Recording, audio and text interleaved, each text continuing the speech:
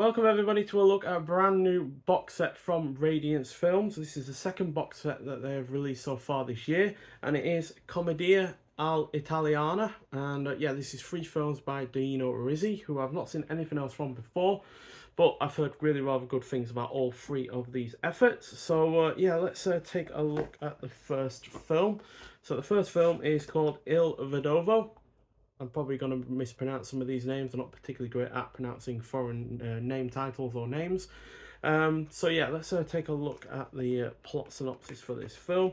So yeah, Alberto Sordi is a cheating and inept business owner who schemes to have his wealthy wife killed. These are comedies, by the way, so I'm sure there is it's more of a dark comedy than an outright or normal comedy, but yeah, I'm not sure how the tone is going to be on these kind of films. So yeah, you also get reverse artwork there on the back. And there's the disc. So I'll go through the extras in my review of this film, because I will be reviewing all 3 films separately, like I did with the Cosa Nostra box set. And there's the reverse artwork as well. So you get 3 choices there, which is also always nice. I always like choice when it comes to my artwork that I want to choose for films, so that's always a good thing. And then the second film is called Il Mattore, or also known Love and Larceny. So the plot synopsis for this is as an actor, Vittoria Gassman is an actor who gets embroiled in a series of scams. So yeah, apparently that's the first of many collaborations that that actor and Dino Risi collaborated together on. So you also got that for the artwork on the back. And you'll notice that the front artwork is the artwork for the box set itself. So I'm not sure whether that means that this is the best of the 3 films or not. We'll have to see. There's the disc. Yeah, Radiance Films don't really print their discs. They just put the title on with some simple, color on it, which is fine by me. And there's the reversible artwork.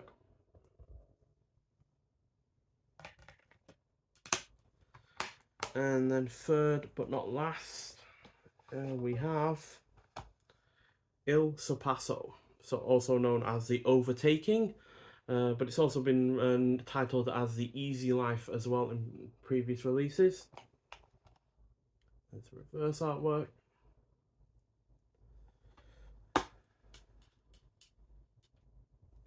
There's a disc. And the other artwork as well. So these films on Letterboxd, the first 2 have an average rating of 3.5 out of 5, and this final film has an average rating of 4.2 out of 5. So yeah, they've all gotten rather good reception, despite, yeah, which is a good thing, because I have no idea what these films are going to be like. I'm going in completely blind into these films outside of their plot synopsis. So yeah, the plot synopsis for the third and final film is Gassman, again, who was in the second film, gives a career best performance as a larger-than-life man who meets a shy student and takes him on a road trip. So, yeah, I can see why that might be the better of the 3, because it does sound like the one that's going to be more like a precursor to, say, other road trip films like Easy Rider or, more modern ones than that. So yeah, I can see why that might well have gotten the more warmer reception. But like I said, I have no idea what these films are going to be like. They could be bad, they could be good, they could be brilliant, they could be middling, I'm not sure. But Radiance Films have not let me down all that much so far. I think only really Red Sun has been the one that has been a bit of a meh kind of film. It's not been, the one that I instantly want to go back and rewatch. I guess you could say OC and Stigs is kind of close to being to that, but that's weird and enough as it is, and has a troubled production history, which makes it kind of an interesting kind of film to watch. So yeah, hopefully this is more alongside other films that they've released from Italian filmmakers, like the Franco Nero box set, which had all 3 films directed by Damiano Damiani, or the likes of what we got now, The Working Class Goes to Heaven, and The Iron Prefect, which again were other. Oh, and as The Sunday Woman as well. 3 other excellent Italian films that Radiance Films has released. So yeah, this box set is limited to 3,000 releases overall. So there's not many of these going. This is a reverse artwork for the box, by the way, and to the side. And again, nice hard box, which is something I always appreciate. And along with this, you also get a really nice booklet going with it as well. How many pages is this? 80-page booklet, which is nice enough. So yeah, you got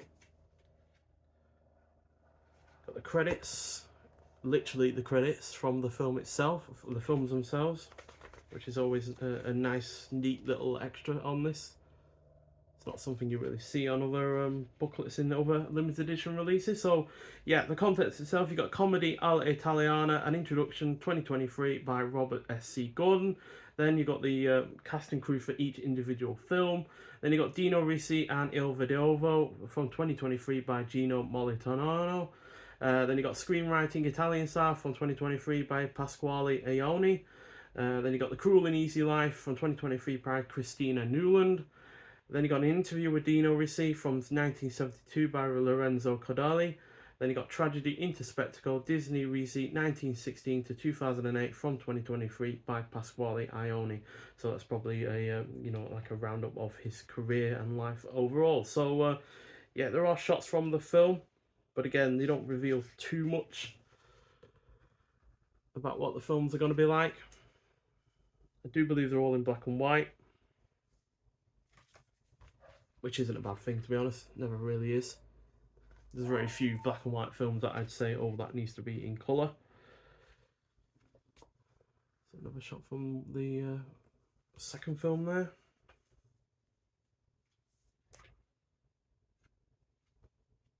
And yeah, in terms of the actual transfers themselves, Il Vedovo was scanned in 2K from fine grain lavender print and restored by Studio Cine in Rome. Il Mattatore was scanned in 2K from the original camera negative with a dupe negative for use for certain scenes and restored by Istituto Luci from Cinecittà.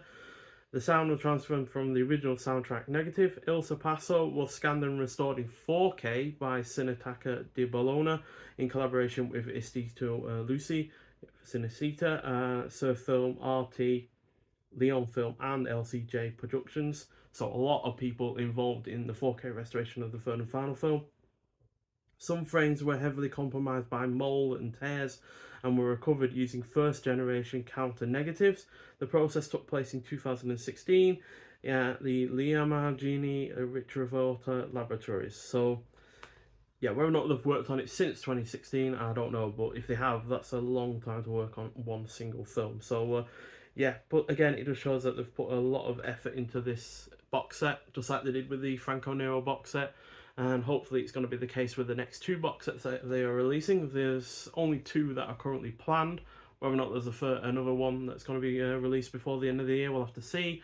But the third box set is The End of Civilization. It's 3 films by director Piotr Skolunski. I think I'm saying that right, I'm probably not. But yeah, all 3 films will all sound extremely interesting. They all look really rather quite weird, but you know, all like sci-fi kind of apocalyptic kind of films, and they all look really great. The box artwork alone on that release look excellent. And then there's apparently a world film noir box set coming out at some point as well, although the films for that have not yet been announced. So yeah, but I'm looking forward to all 3 of these films. Hopefully they do not be a letdown. If they either in half as good as a Cosa Nostra box set, then yeah, I'll at least be somewhat impressed. So yeah, and this box set release also came with a single film release called A Moment of Romance, which will get its own review, own in-depth look at the extras and the like as well in its own when I eventually watch it. I'll probably be watching this first and then I'll delve into the box set itself. So yeah, but nonetheless, thank you for watching. If you've seen any of these films before, I'd like to hear your thoughts on them. Maybe give me kind of a a quick insight into what I'm going to be getting into. But regardless, I am really looking forward to them, and I think they are my first foray into Italian comedy in general. So yeah, it's definitely going to expand my not only my collection in terms of that regard, but also expand my what I've seen in terms of films in general. So yeah, but nonetheless, thank you for watching, and I'll see you in the next one. Bye.